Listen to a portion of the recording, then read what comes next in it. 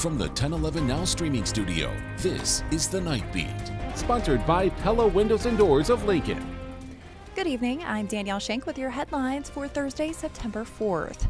Nebraska senators say the state reached out to the Department of Homeland Security to offer the McCook Work Ethic Camp, responding to a request from President Trump for more space to hold detainees. Details are limited, but Senators Wendy DeBoer and Victor Roundtree spoke with reporters today after a last-minute closed-door meeting between Governor Pillen's team and the legislature's Judiciary Committee. The proposed Cornhusker clink has no formal agreement yet, but the framework calls for a 365-day contract with the option to extend. Senator DeBoer says this is not a political issue, it's a humanity issue. We've seen time and time again that Nebraskans help each other, Nebraskans care for each other. I don't think Nebraskans voted for something that would violate due process because they voted for a particular candidate or another candidate. Pillen's team says the 186 current inmates will be relocated over 45 to 60 days and staff will receive ICE-specific training. The facility could serve as a Midwest hub, processing up to 2,800 adults with minor criminal records annually. Now, a Nebraska man is protesting Governor Jim Pillen's plan for the McCook facility. Paul Fielman sits alone outside the governor's mansion, calling attention to the plan he says shows a lack of compassion. He tells our Omaha sister station his concern is personal. His father fled Nazi Germany, became a U.S. citizen, and fought in World War II.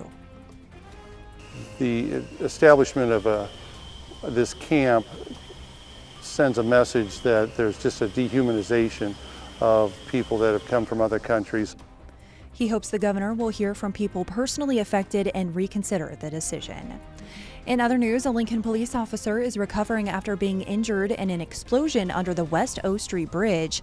Police responded around 7 a.m. to reports of trespassing where a fire had been set by homeless individuals. Something in the fire exploded, causing burns to the officer's skin and hair. A 28-year-old Lincoln man was cited for criminal trespassing. And a food truck exploded early this morning in Hastings, leaving one person injured. It happened just before 4:30 a.m. at the Beto's Tacos food truck. The person inside escaped on their own and was taken to a local hospital with non-life-threatening injuries. Authorities believe a propane leak caused the explosion. The truck did not have a propane alarm. Staying in Adams County for an unusual crash, deputies responded Wednesday night after a vehicle hit a wallaby, a small relative of a kangaroo, on Highway 6 near Kennesaw. Authorities say it was a pet that escaped its enclosure and was killed in the crash. Back in South Lincoln, a portion of 40th Street is reopened after a 3-vehicle crash this afternoon. A truck ended up on the sidewalk in a nearby bush, an SUV hit a tree, and a car was left in the road. At least one person was hospitalized. The cause of the crash is unknown. Switching gears now, NU President Jeffrey Gold delivered his State of the University address today, marking 1 year in the role. The doctor outlined financial challenges facing the NU system, noting state appropriations haven't kept pace with rising costs. All 4 campuses are making budget cuts, with UNL facing the largest reduction. Now, despite cuts, he says enrollment is expected to remain steady with expanded credit sharing agreements, online programs, and added student support. We are not going to waver from the quality of our programs.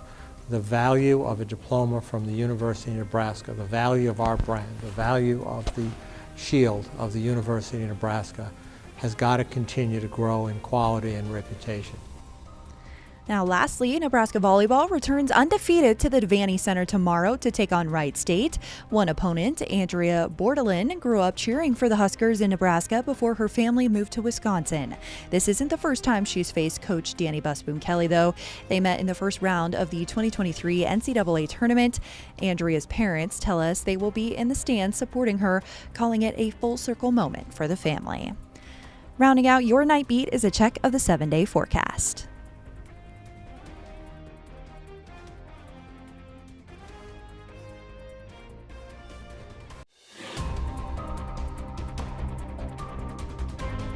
You've been listening to The Night Beat. Sponsored by Pella Windows and Doors of Lincoln.